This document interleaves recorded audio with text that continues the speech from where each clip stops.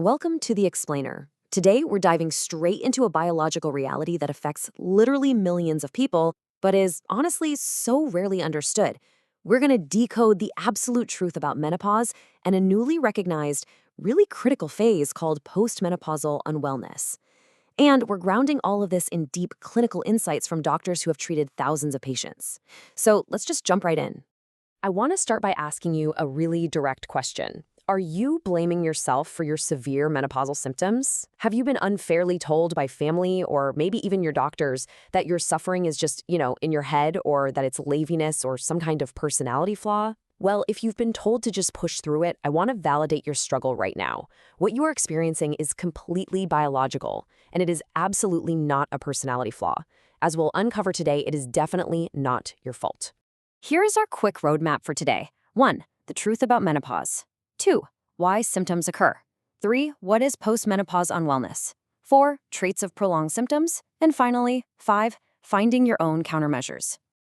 Okay, let's start with Section 1, the truth about menopause. Society loves to treat this phase like it's some sort of terrifying illness, right? But medically speaking, menopause is simply a natural biological transit point in a person's life. It's a transition. It's not a disease. And when we talk about the timeline, you usually hear the age range 45 to 54. But the clinical reality? It's much, much wider. For some, it can actually start as early as their late 30s. And for others, it can drag on well into their early 60s. Your biological clock is totally unique to you, so your experience isn't just going to perfectly match a textbook. Now, we really need to understand this critical medical difference. There are normal menopausal symptoms. These are your expected, manageable physical changes as hormones shift. But then there is menopausal disorder. This is the actual clinical term used when those symptoms become so intensely severe that they literally halt your daily life. We're talking about things that disrupt your work, ruin your sleep, strain your relationships, and just completely upend your day-to-day functioning. And honestly, if you're going through this, you should absolutely not feel isolated. A staggering 50 to 60%, let's just call it roughly 55%, progress from those standard symptoms into the severe menopausal disorder stage. If you are struggling just to get out of bed or get through the day, this data proves you are in the majority. You are not alone. More than half of all people going through this transition experience that exact same intense disruption. Moving right along to Section 2, why do symptoms occur? All right, we really need to dismantle a deeply ingrained, completely toxic societal myth here. For years, people pushed this incredibly harmful idea that an anxious personality or overthinking caused menopausal pain. No way. That is entirely false. It's actually a chemical reaction to your environment and dropping hormones. The reality is super straightforward. It is the rapid depletion of ovarian estrogen combined with environmental factors. Think about it like this. Stepping outside on a blazing hot 96.8-degree summer day provably spikes the frequency of hot flashes. Your character has literally nothing to do with it. To truly wrap our heads around the scale of this, check out this number. There are between 200 and 300 different types of known menopausal symptoms. 2 to 300. This sheer complexity is exactly why your experience might look entirely different from your best friend's, and why it's so frustratingly hard for others to understand what you're dealing with. So, what do these actually look like? Well, they're incredibly diverse. We're talking about intense hot flashes where your body feels like it's literally on fire, sudden heart palpitations, severe dizziness, headaches, insomnia, and nausea. But it's not just temporary discomfort, right? Prolonged estrogen loss actually increases your risk for really serious long-term conditions like osteoporosis, diabetes, and hypertension. Why? Because estrogen acts as this amazing, highly protective shield for your bones and your cardiovascular system. When that drops, your vulnerability shoots way up. Which brings us to Section 3, what is postmenopause unwellness? To understand why some people are still suffering long after that initial estrogen drop has plateaued, let's look at a basic life timeline.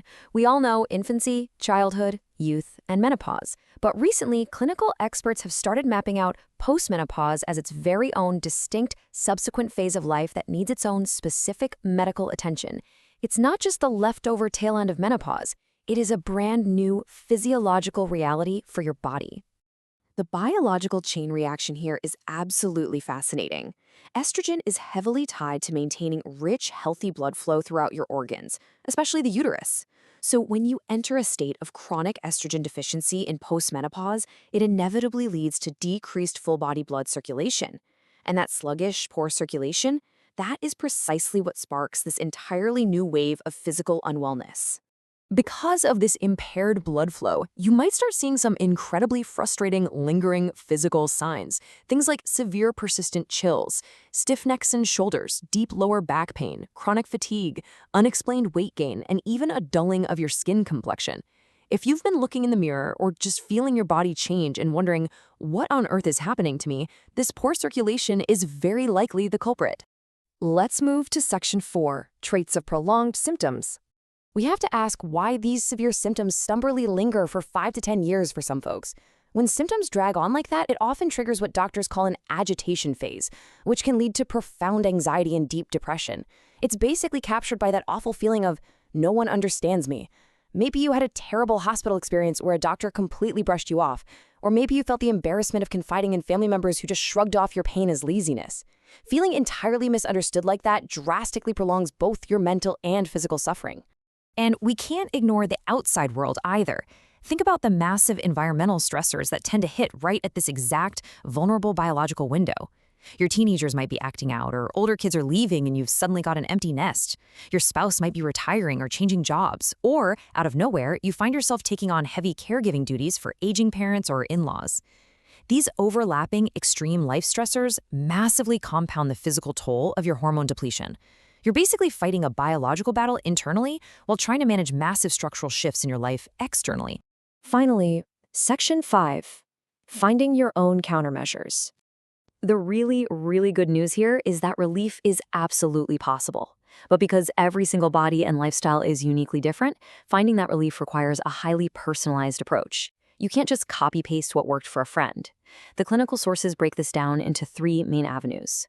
First, professional medical therapies, like talking to an OBGYN about customized hormone replacement therapy, or HRT, or maybe traditional herbal medicines like Compo. Second, intentional care for your autonomic nervous system. And third, specific lifestyle habit adjustments. Let's talk about the nervous system for a second. Your estrogen and your autonomic nervous system are deeply linked. Soothing that system is vital, and it can be surprisingly fun. The clinical source shares this amazing anecdote about a patient who found massive symptom relief simply by immersing herself in her favorite Korean drama DVDs.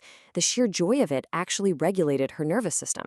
For you, maybe it's calming aromatherapy, or finally using your fancy tableware on a random Tuesday, collecting stuff for a hobby, or just buying a nice plant for your kitchen table. Whatever brings you genuine peace and lowers your stress, that is a completely valid medical countermeasure. And of course, you absolutely have to focus on the foundational stuff: diet, exercise, and sleep. Because brief clinic visits aren't always enough to solve everything. Some dedicated doctors actually develop specific at-home aids for their patients. Things like targeted lactic acid bacteria V28 supplements mixed with essential vitamins to support gut health. Some even recommend highly customized sleep pillows just to combat that stubborn menopausal insomnia. Setting up your home environment for genuine restorative rest is a game changer. We're going to conclude our explainer today with one incredibly powerful validating thought. It's not your fault, it is the estrogen. I really want you to start blaming yourself for the pain, the fatigue, or the mood swings. Embrace your right to find your own unique countermeasures and confidently take charge of your health. Honestly, if 200 different symptoms can happen purely because of shifting hormones, isn't it time we stopped judging ourselves and started demanding better answers? Thanks for joining me on this explainer.